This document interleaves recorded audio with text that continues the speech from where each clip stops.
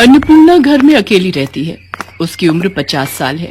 उसका बेटा सुरेश अमेरिका में नौकरी करता है और वहीं पर एक गोरी मेम से शादी करके बस गया है, लेकिन वो अपनी माँ को पैसे नहीं भेजता है, इसीलिए अन्नपूर्णा बहुत गरीब है। उसके पास सिर्फ एक गाय है, उसका नाम है मालती। अन्नपूर्णा मालती का दूध बेचकर अपना पेट पालती है। सुन मालती, तुझे पता है मेरा बेटा अमेरिका में बहुत बड़ी नौकरी करता है। वो जब लौट कर आएगा तब देखना मेरे लिए कितना कुछ लाएगा। अन्नपूर्णा की आंखों में बहुत सारे सपने हैं अपने बेटे को लेकर, लेकिन सुरेश उसकी माँ को कभी याद भी नहीं करता। कुछ दिन बाद शाम को अन्नपूर्णा जब खाने का इंतजाम कर रही थी, तब अचानक से वहाँ सुरेश अपनी विलायती बहू के साथ आता है। माँ, मैं आ गया हूँ। अपने बेटे को देखकर अन्नपूर्णा खुशी से पागल हो जाती है। अरे बेटा, तू अचानक से कैसे आ गया?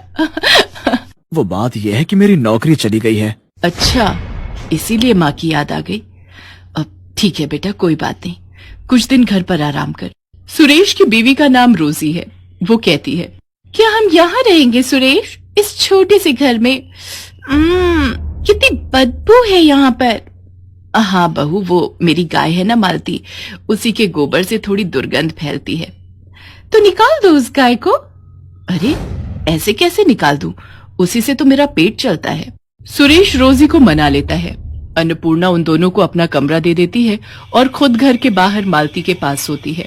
अगले ही दिन से रोजी हल्ला मचाने लग जाती है। वो सुबह उठकर कहती है, इतनी देर हो गई फिर भी मुझे मेरी ग्रीन टी नहीं मिली, कहाँ है मेरी ग्रीन टी? सुरेश अन्नपूर्णा से कहता है, माँ क्या कर रही हैं आप? मेरी पत्नी विलायती है, उसका ध्यान तो रखना पड़ेगा ना। ठीक है बेटा, मैं अभी बना देती हूँ। लेकिन अन्नपूर्णा को ग्रीन टी के बारे में कुछ भी नहीं पता है। वो मालती के ताजे ताजे दूध से चाय बनाकर रोजी के पास ले जाती है। दूध से बनी चाय देखकर रोजी एक झटके में चाय का कप फेंक देती है। अन्नपूर्णा को बहुत बुरा लगता है।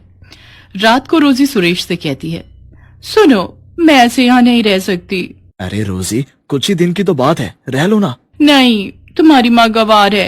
ये घर तो तुम्हारे नाम पर है ना, इसे बेच दो और चलो किसी अच्छे से होटल में रहते हैं। अगले दिन सुरेश घर बेचने के बारे में अन्नपूर्णा को बताता है। अन्नपूर्णा रोते हुए कहती है, ये क्या कह रहा है बेटा, इस घर में तेरे बापू की यादें हैं। तभी वहाँ गांव के मुखिया चले आते हैं और कहते हैं, हाँ, ऐसे घर कैसे बेच दोगे तुम? तुम्हारी माँ कहाँ रहेगी फिर? वो सब हमें क्या पता, ये घर सुरेश के नाम पर है। हम ये घर बेचकर चले जाएंगे। आप होते कौन हो हमारे बीच में बात करने वाले? मुखिया जी बहुत अपमानित महसूस करते हैं। सुरेश घर बेच देता है और अपनी बीवी को लेकर वहाँ से चला जाता है। वो दोनों एक महंगे से होटल में रहने लगते हैं और इधर अन्नपूर्णा अपनी प्यारी गाय मालती को लेकर रास्तों पर निकल पड़ती है। वो बहुत उदास है और उसकी आंखों में नमी है। ये क्या हो गया भगवान, अब मैं क्या करूं? मेरे खुद के बेटे ने मेरे साथ धोखा कर दिया। अन्नपूर्णा बस दूध बेचती रहती है और उससे जो थोड़े बहुत पैसे मिलते हैं वो उससे अपना गुजारा करती है। वो रास्ते में रहती है। इसी तरह कुछ दिन बीत जाते हैं। मालती एक दिन किसी के खेत में घुस जाती है और घास खाने लगती है। ये देखकर खेत का मालिक मालती को भगा देता है और अन्नपूर्णा को आकर धमकी देता है, देख बुढ़िया, तेरी गाय अगर मेरे खेत में दोबारा घुसी तो मैं इसे मार डालूंगा। कोई उपाय न देखकर मालती एक चाय की दुकान के पास जाती है। वहाँ चाय के पत्तों का ढेर पड़ा हुआ था। मालती वही खाने लगती है। वो बहुत सारे चाय के पत्ते खा लेती है। उसके बाद वाले दिन सुबह अन्नपूर्णा जब मालती से दूध निकालने जाती है तब एक चमत्कार हो जाता है। दूध के बदले चाय निकलने लगती है। अन्नपूर्णा चौंक जाती है। अरे ये क्या, मालती दूध नहीं चाय दे रही है? गजब हो गया, ये तो चमत्कार हो गया। कुछ ही देर में चारों तरफ ये खबर फैल जाती है और बहुत सारे लोग गाय से निकलने वाली चाय पीने के लिए लाइन में खड़े हो जाते हैं। अन्नपूर्णा एक कप चाय 10 रुपए में बेचती है। सब कुछ देखकर मालती के चेहरे पर भी मुस्कान आ जाती है। चारों तरफ हड़बड़ी मच जाती है। वाह, ये चाय तो कितनी स्वादिष्ट है, मुझे एक और कप दो। मुझे भी दो, इस बोतल में भी दो, मुझे घर ले जाना है। अन्नपूर्णा पूरा दिन चाय बेचती है। इस तरह एक दिन में वो हजारों रुपए कमा लेती है। हे भगवान, आपका लाख लाख शुक्र है, आपकी वजह से ये चमत्कार हो पाया है। मालती भी अपनी भाषा में भगवान को धन्यवाद देती है। कुछ महीने ऐसे ही चाय बेचकर अन्नपूर्णा बहुत अमीर हो जाती है और वो रहने के लिए शहर में एक घर खरीद लेती है। चाय बेचने के लिए एक दुकान भी खरीद लेती है और घर के बाहर एक खुली जमीन भी खरीद लेती है ताकि मालती आराम से टहलते हुए घास खा सके। ऐसे ही खुशी खुशी दिन बीतने लगते हैं, लेकिन उस तरफ सुरेश को कोई नौकरी नहीं मिल पाती है। अब क्या होगा रोजी, मुझे नौकरी नहीं मिल रही है और घर बेचकर जो पैसे मिले थे वो भी खत्म होने को हैं। अब हम इस होटल में भी नहीं रह सकते। ये सुनकर रोजी गुस्सा हो जाती है और कहती है, तो फिर तुमने मुझसे शादी क्यों की? गरीब भिखारी कहीं के। शादी से पहले तो कितना कुछ बोलते थे। मगर अब एक होटल का भाड़ा भी नहीं दे सकते। तुम रहो अकेले, मैं जा रही हूँ। जा रही हूँ मतलब? तुम मुझे अकेला छोड़कर कैसे जा सकती हो? मैं एक बेरोजगार इंसान के साथ नहीं रह सकती। मुझे पता था कि तुम्हारे साथ ऐसा ही होगा, इसीलिए मैंने एक बॉयफ्रेंड पटा लिया था। वो मुझे लेने आ ही रहा होगा। इतने में होटल के बाहर एक लड़का कार लेकर आता है और रोजी उसमें बैठकर चली जाती है। रोजी को खोकर सुरेश पागल सा हो जाता है। उसके सारे पैसे भी रोजी लेकर चली जाती है। होटल से सुरेश को लात मारकर निकाल दिया जाता है। सुरेश अपने ही मन में कहता है, अब मैं क्या करूं? माँ के पास लौट जाऊं? नहीं नहीं, मैं माँ को अपना चेहरा कैसे दिखाऊं? सुरेश पागलों की तरह रास्तों में घूमता रहता है और भीख मांगकर अपना पेट पालता रहता है। एक दिन घूमते घूमते उसे चाय देने वाली गाय के बारे में पता चलता है, लेकिन उसके पास पैसे नहीं है। वो लाइन में खड़ा हो जाता है और अपनी बारी आने पर कहता है, क्या आप मुझे एक कप चाय दे सकती हैं? मुझे बहुत तेज भूख लगी है, लेकिन मेरे पास पैसे नहीं है। सुरेश को देखकर अन्नपूर्णा तुरंत पहचान लेती है। अरे बेटा तू? माँ आप? अन्नपूर्णा सुरेश को गले लगा लेती है और रो पड़ती है। सुरेश भी रो पड़ता है।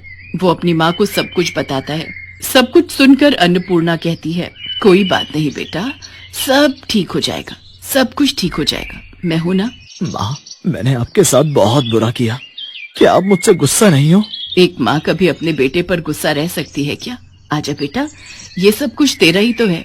हमेशा याद रखना बेटा, माँ तो माँ ही होती है। माँ जैसा प्यार इस दुनिया में कोई नहीं कर सकता। सुरेश रोते हुए फिर से अपनी माँ को गले लगा लेता है। इसके बाद से सुरेश और अन्नपूर्णा मिलकर चाय बेचने लगते हैं। माँ बेटा मिलकर बहुत खुश रहते हैं। सुरेश को माँ की ममता और प्यार की कीमत पता चल जाती है और मालती खुशी खुशी चाय देकर इस परिवार का हिस्सा बनी रहती है।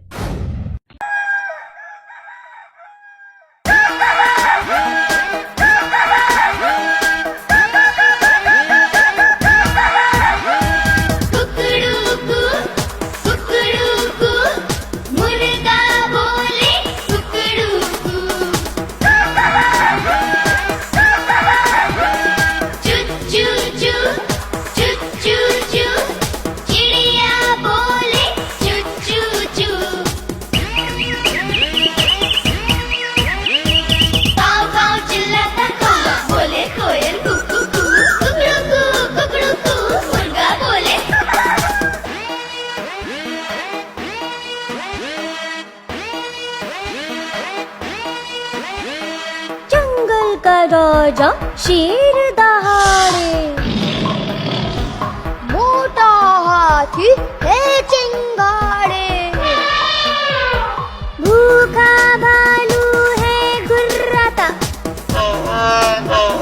मेंढक पानी में टुर्राता, बिल्ली करती म्याऊं म्याऊं, तो कुत्ता बोले भू भू भू।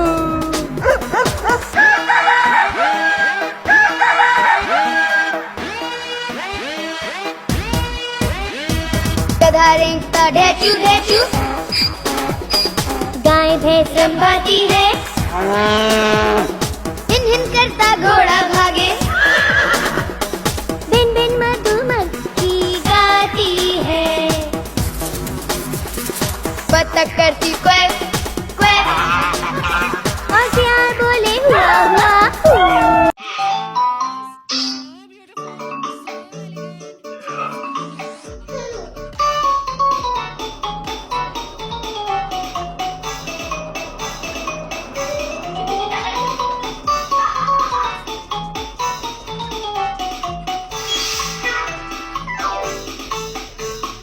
Wheels on the bus go round and round.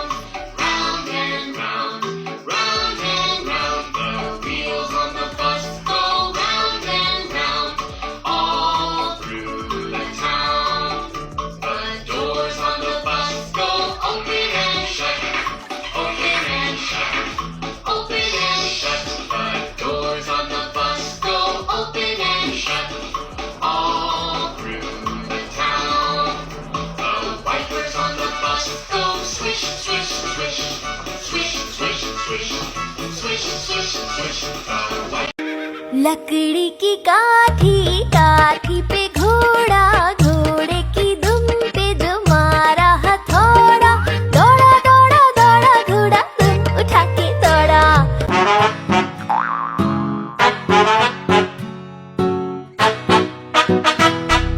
लाला जी ने केला खाया, केला खा के मुंह पिचकाया, केला खाकर मुंह पिचकाया, मुंह पिचकाकर छिलका फेंका, छड़ी उठाकर कदम बढ़ाया, कदम के नीचे छिलका आया, लाला जी गिरे धड़ाम, हड्डी फसली दोनों टूटी, मुंह से निकला हाय राम हाय राम हाय राम हाय राम हाय राम।